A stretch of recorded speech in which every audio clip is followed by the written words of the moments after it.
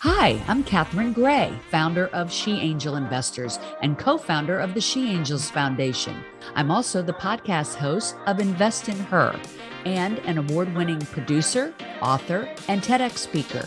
Our show, Invest in Her, features phenomenal female founders and funders. As you know, women receive less than 2% of venture capital funding. Our series is about accelerating the funding of women by connecting them to funding resources. Let's meet today's guest. Welcome to this week's edition of Invest in Her. I'm your host, Catherine Gray, founder of She Angel Investors and co-founder of the She Angels Foundation. And as you know, every week we have on amazing women that are doing incredible work in the world. And today is no different. We have on the founder of Planting Hope, which is a plant-based food company, food and beverage.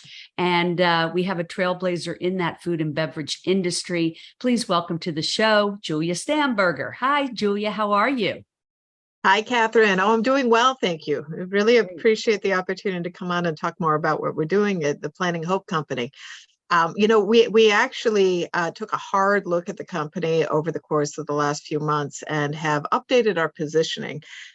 Because although, we do produce plant-based foods, we are at our heart a food technology company that's focused on sustainable solutions. So really what we're doing is we're taking cutting edge ingredient and packaging technology and leveraging that in those formulations to crack the code on taking the world's most sustainable crops and making the world's most sustainable consumer products. I love that. Wonderful synopsis. And, and full disclosure, I am a small investor in this company through Wealthing VC. I really believe in what you're doing. I love your products. But first, let's tell everybody a little bit about your background and how you got into food and beverage, because you've always been a trailblazer in this arena, recognized by Crane as one of the most notable entrepreneurs in Chicago, and also inducted into the Exceptional Women Awards, just to name a few of your accolades. And I want to say that, you were a trailblazer in the food and beverage industry in the airlines market before what you're doing now. Let's talk a little bit about that, because people need to understand, how did you get from to where you are today? So it was an interesting road, right? You have really revolutionized the snack pack on planes. Let's talk a little bit about that, where this all began. Absolutely. So about 20 years ago, I was pulled into United Airlines when they were going through bankruptcy, and they were looking for other ways to make money at the airline besides ticketing. And one of the big challenges economically for airlines is that they're all playing on a fairly level playing field when it comes to their operational costs. There's yield management, there's fuel costs, there's unions, there's all sorts of other kind of fixed costs. And then when you get to food, it becomes this additional piece that, even though it's small for the airlines, those margin pieces can make or break it. So in the early 2000s, the large carriers, so, the United, American, Continental at the time of the world, had all kind of decided, by the way, none of the millennials remember any of this except United, right? Well, and then fast forward about 6 years, about half of them disappeared through consolidation. So there's a good reason.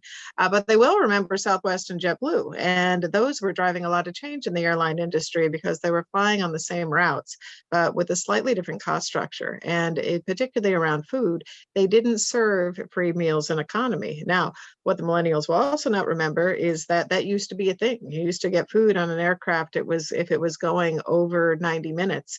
And, these days, not so much. There's not a hot tray service in back. And the reason behind that is because the carriers needed to compete on a more level playing field. And in order to do so, the big guys said, we can't afford to do this anymore. The costs are too much. Well, their caterers came back and said, okay, we get it, but that was an important part of our business, was serving those meals. We still believe people need to eat. And therefore, what we'll do is we'll offer food for sale. And then when we make money, we'll share the profits and everybody wins. In theory, that sounds great. It doesn't work. And the reason is for fresh food, you have the better part of a day to sell it through based on airline health regulations. So, you get 2 flight legs, and if you don't sell it through, you have to throw it away. Well, the issue there becomes hitting the number. It could be 3 people on one flight one day, 10 on the next, and it's a small numbers game on a cabin that's about 130 seats. So long story short, it didn't work. And that's where I came in. My thought was, okay, if we can reprovision things like cocktail stacks and liquor minis that have long shelf life and are not perishable onto the aircraft, we should be able to do the same with food. The catch is the food has to taste good and it has to be a meal. So can we make a meal out of effectively individually packaged shelf-stable components that are building blocks? So rather than a sandwich with sides, can we make that out of things like salami slices, cheese spread, crackers, can create a great tapas plate that has individually packaged hummus, olives, pita chips, whatever it might be. That was the premise. And then I had to figure out how to do it. And at that point in time, the food market was evolving rapidly, but it was miles behind where we are today.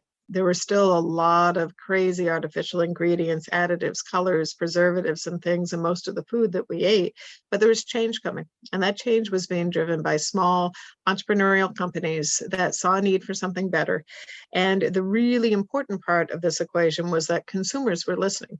And so there was major disruption going on in the market as consumers started to embrace and look for those brands. And the big guys couldn't innovate fast enough. It was those small players that really said, this is meaningful and therefore I'm going to figure it out, who did figure it out. And it turns out in partnering with them to figure out what was possible, you could strip a lot of the bad stuff out of food. There wasn't really a reason to do it except it hadn't been done. So I ended up partnering with, dozens of small food brands that were able to produce the right food in long shelf life packaging with clean label ingredients that tasted great. And that's how the snack box concept on airlines was born. So I launched that on United. It became the backbone of their domestic meal programs. And then other airlines started copying, but they copied by tipping over a vending machine into a box. It just, you can't put 5 cookies and a beef stick in a box and call it a meal. And so I said, you know what, there's a real opportunity here to do things right. And so I left United with United as a customer and started a company that then pioneered that concept across all of the airlines. And, as you fast forward the next few years, we ended up doing a lot in food. I created an airline food brokerage that still exists today as one of the top brokerages in that space, partnering with all the airlines. Spun off a retail brand that grew in Target and others very rapidly so that people could have these for home use. And that ultimately put me in the position in 2016 to start what's today the Planning Hope Company. Love it. I mean, who wouldn't get behind you, girl? I mean, you're a trailblazer in this space and an innovator. I think you called yourself a perpetual innovator. I love that. Who doesn't want to get behind a perpetual innovator, especially in the healthy food space, which is just, burgeoning right now. So I feel like you're right place, right time. I first heard about you, of course, through Wealthing VC, Alicia Castillo-Holly, but also, I was so interested when I understood, first of all, that it was a woman behind it. And second of all, that you were doing these sesame milk. And I thought, wow, sesame milk. I wonder how that tastes. That would be an incredible replacement for things that are using too much water for our environment, like almond milk. And you sent some samples and I was like, wow, this is great. And I think you have, such a great product there, especially love the sesame chocolate milk. Amazing. And then you have all these other great products I want you to tell everybody about in the Planting Hope family that, and then I want to talk about your interesting business strategy. So, but let's first talk about, what made you decide which products you were going to have. Did you innovate them? Did they already exist and you brought them in, like the right rice, for instance, which I know now you'll be distributing in some food chains, and of course people can buy your products online. So let's talk about what the products are and how people can get them. Yeah, absolutely. And I should point out something else too as we're getting started. You mentioned that you're an investor in the company through Wealthing VC. And I think that, a lot of folks are sitting around saying, I'd love to get involved with some of these fast growth food companies. But by the time I hear about them, they're fairly far along. I don't have the pipeline to get involved. Well, we very intentionally took our company public a number of years ago. And although you invested, Catherine, through a private round that we did as a private placement, anyone can go and buy our stock today. It's publicly traded, and we're on the Toronto Stock Exchange under the ticker symbol MYLK for milk, like our sesame milk. We're also traded on the OTCQB. The good news is because so much liquidity has been sidelined over the course of the last year with the capital markets, it's starting to come out. It's coming out quickly. And right now there's some bargains to be had in terms of stock acquisition. So if anybody's interested in looking closer at what we're doing, there's a ton of information on our website and a presentation. So with sesame milk and what we're doing there, what came to light in, about 2016 was the following. First of all, there was very, very clear data that consumers worldwide were changing the way that they eat. And it was a change that was a definite shift, but it wasn't the kind of complete shift you were seeing in the news. Here's what's happening. People are eating more plants, period. That's it. They're not abandoning animal proteins. The world isn't becoming vegan. The world isn't even becoming vegetarian, but people are consciously making swaps to just eat more plants, whether that's a meatless Monday or something else that they're doing on the plate. And sometimes it's driven because of specific health and wellness and dietary needs. For instance, 75% of the planet is intolerant to dairy proteins on some level. It's a big number. And that is what has caused the plant-based milk industry to grow so quickly. What was that percentage? How many people? 75%. 75%? Wow. 75%. Wow. And it's in some cultures where they're, genetically less predisposed to be able to convert lactose in the body, it can be higher. And so in Asia, it's north of 90%. Oh my gosh. And it doesn't mean that, they have a sip of milk, they're going to go into, shock. It means that their body doesn't tolerate it. So that can result in, general, gastrointestinal distress, inflammation, or just generally folks are finding that if they cut milk out of their diet, they feel better and, have better health and wellness. Now, I grew up in Switzerland, the cows are prized, but we're seeing the same things happen even in Western Europe, is this fast drive towards plant-based milk products. And in fact, it's happening so quickly that Gen Z is actually anti-dairy. It is not cool to order dairy milk at cafes and things. And we're now seeing that upwards of 50% of the, quote unquote, milk ordered in cafes and hotter iced drinks is actually plant milk. So this rise is happening. And in fact, the plant milk segment has been growing by 15% CAGR for the last 15 years. And it's anticipated to continue and even start accelerating. So what was 10 years ago a $10 billion category worldwide, today is $35 billion, and it'll be $100 billion by the end of 2030. If you've seen oat milk go from nowhere to everywhere, seemingly overnight, that actually happened in 6 years. Oatly was the only folks worldwide making enzymatically processed oat milk about 6 years ago. They've been doing it for 20 years. They started growing in North America, and they took that category from 45 million to 6 billion in 6 years. Wow. That's how quickly this is growing. And that's also how quickly the right product can grow in this space. And is that what you're thinking about sesame milk, that it has that opportunity? By far. So the plant-based milk category itself is more than double the size of plant-based meat. People have heard about plant-based meat as something that's important in the plant-based category.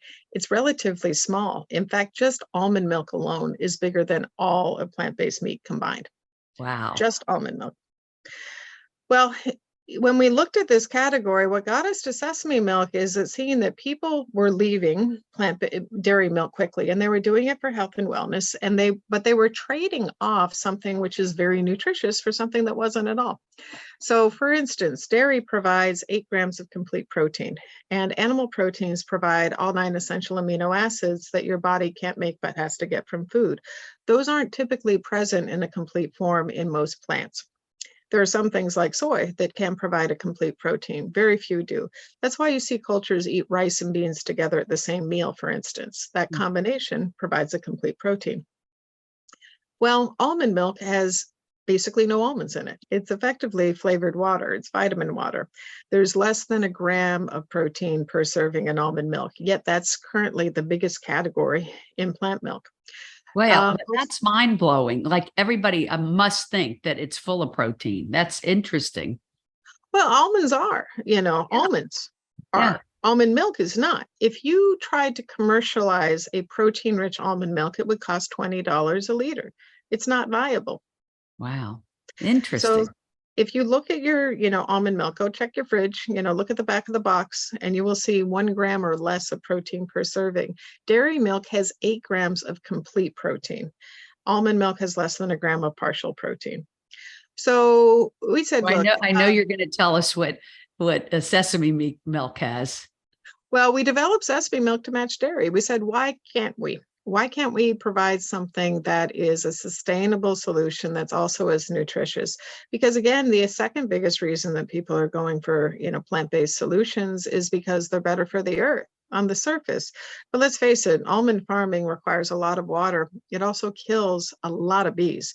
30% of the commercial bee population in the US dies every year as a result of almond farming, because that crop is so valuable and it has to be pollinated by bees. So millions are shipped in and they die from the stress or frankly the pesticides in those monocultures. So anyway, it's not a great trade-off from a sustainability standpoint. And we said, can we do better? Well, sesame is one of the most sustainable crops on earth. It thrives in desert environments with very little water, and it's frequently used as a cover crop on rotation with heavy feeders like cotton, which are also good cash crops. So a farmer can rotate sesame in with cotton, refix nitrogen back into the soil, and prepare their soil for very little inputs because sesame is also naturally pest resistant due to a bitter acid in the hull of the seeds. So you don't need Roundup, you don't need any of these things that are toxic, and it doesn't cost a lot to farm. Now, what do you do with the sesame once you farmed it? Well, the easy thing to do is, because it's an oil crop, press it for oil, sell off the oil as a commodity, and that pulp that's remaining is used for animal feed or discarded. That pulp is a huge source of human nutrition. It just hasn't been used before. And why not? Well, it's difficult. It took us 5 years and more than $10 million of investment to figure out sesame milk and crack that code.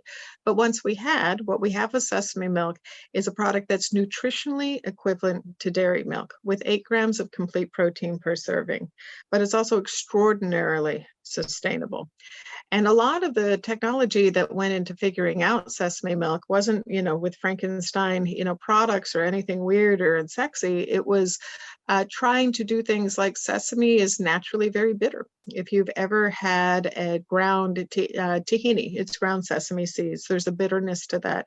It's very quickly covered up in cooking, but that's because of that bitter acid in the hull of the sesame seed. The hull is removed when it's put on top of hamburger buns, for instance, so you don't taste it.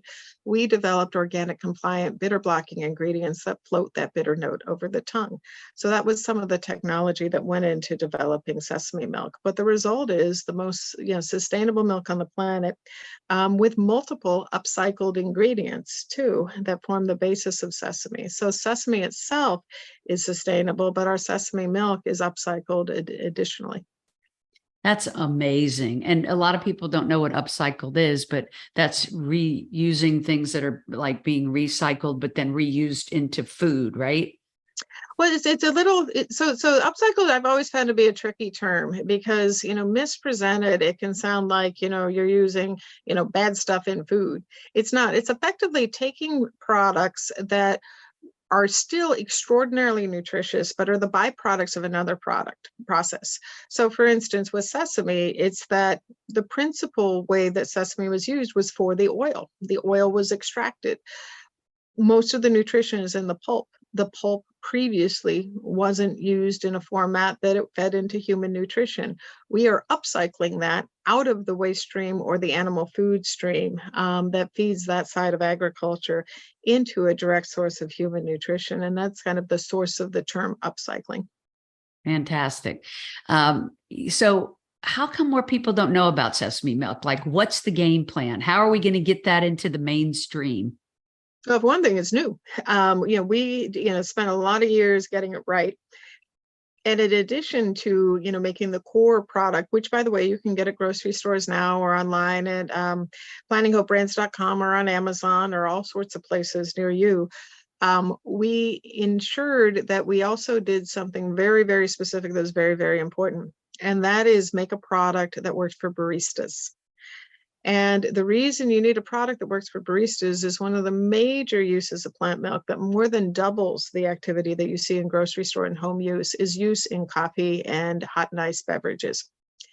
And to perform in hot and iced beverages, you need something which performs like dairy milk. This is how oat milk went from nowhere to everywhere overnight.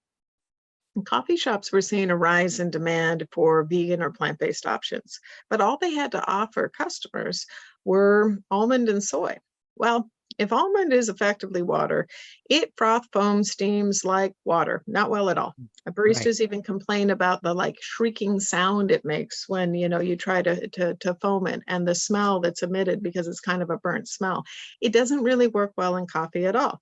Soy was the other one they had. Froth foams and steams a little bit better, but has an overwhelming taste for the coffee. And baristas prize, the quality of their beans, the roast, and those core ingredients, and want to showcase those. When oat came along, the reason it went from nowhere to everywhere was because it performed well in coffee.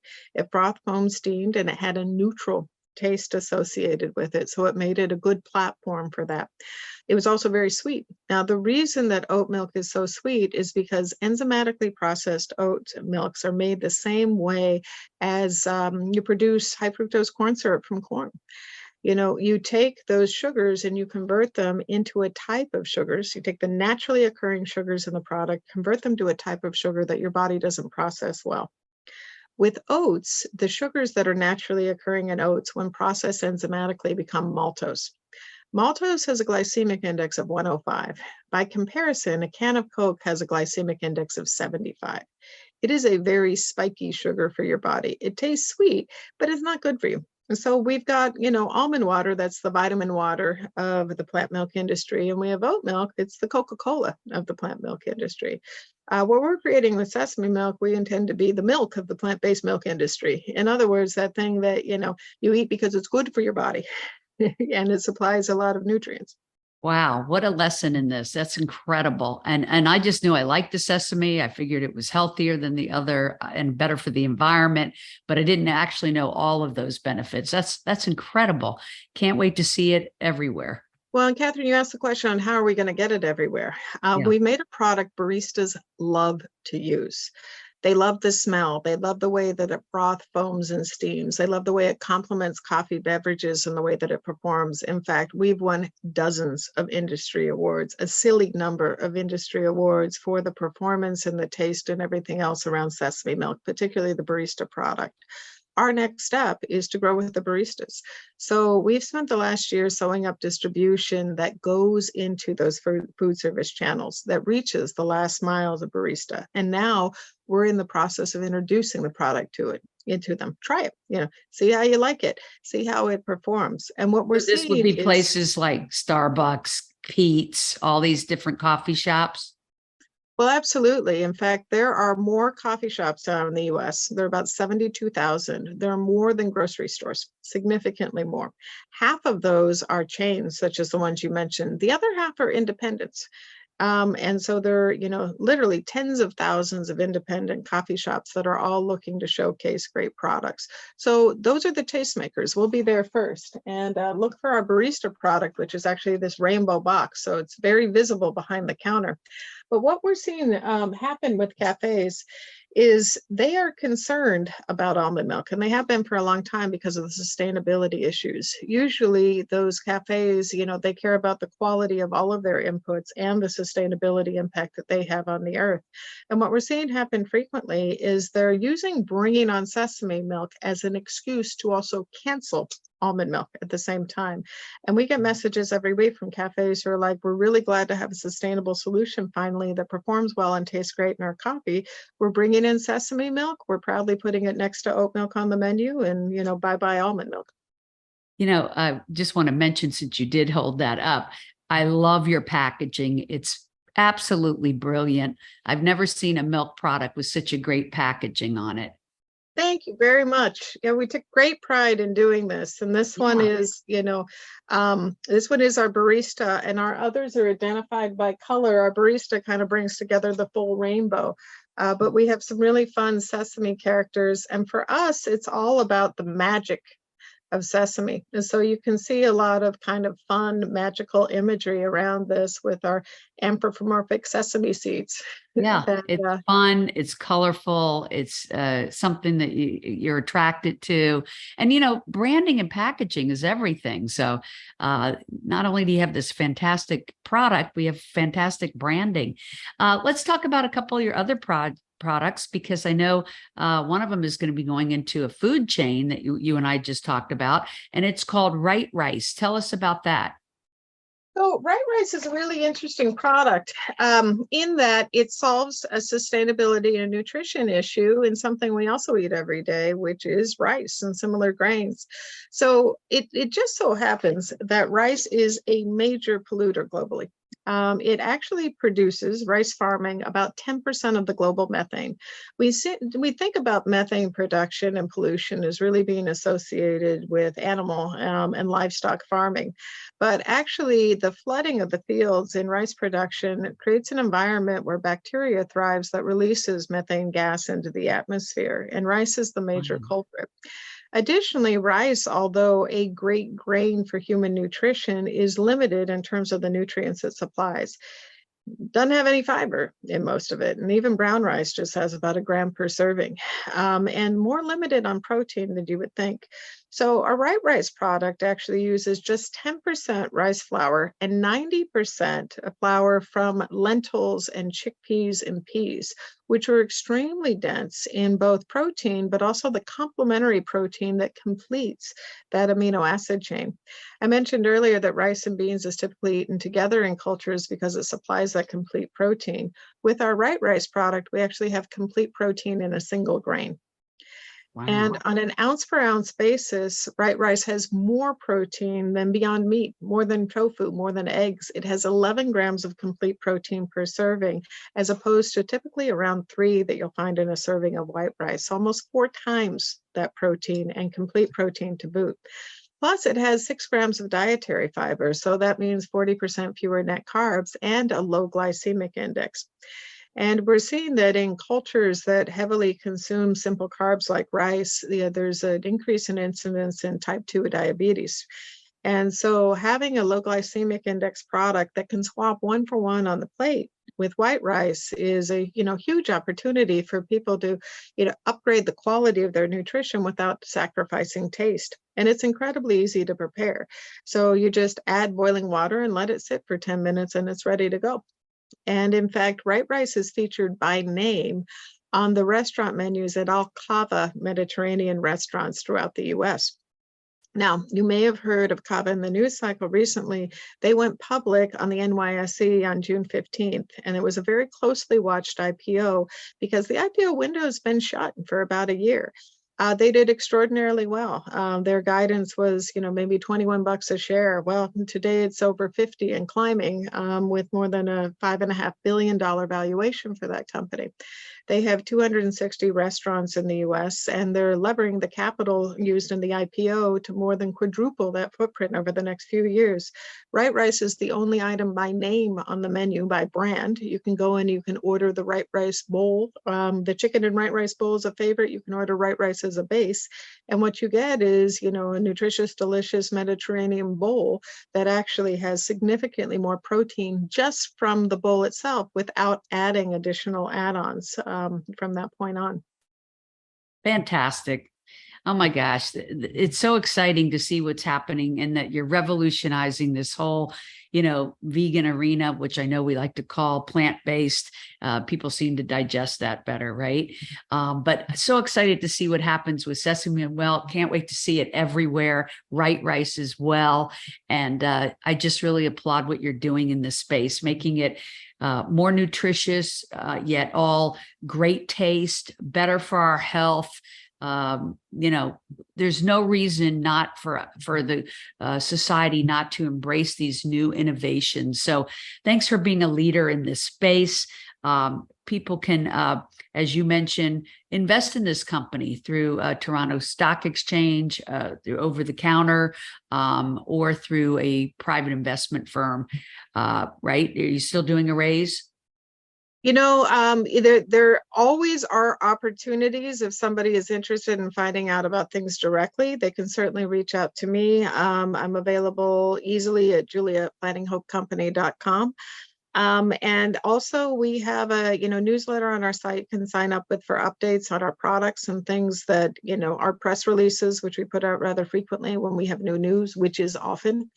And then we have a couple of other products you should check out as well. Our mosaics chips are unique in that they're pop chips with real veggies as the #1 ingredient in them, but we're also packaged in actually degradable film. And so the neoplastics film that we use will degrade without any additional handling in a landfill and release to harvestable biogas. You may have heard of industrially compostable film. That's a product that Frito-Lay's and others are trying to get behind. Great idea, requires that you ship it to an industrial composting facility in order for that breakdown to happen.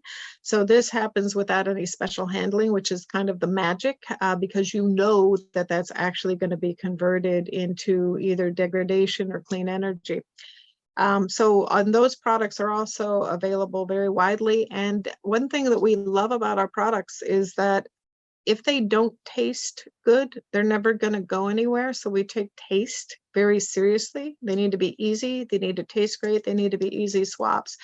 And you can see the efficacy of this in that 3 of our products are actually up for consumer favorite awards on QVC.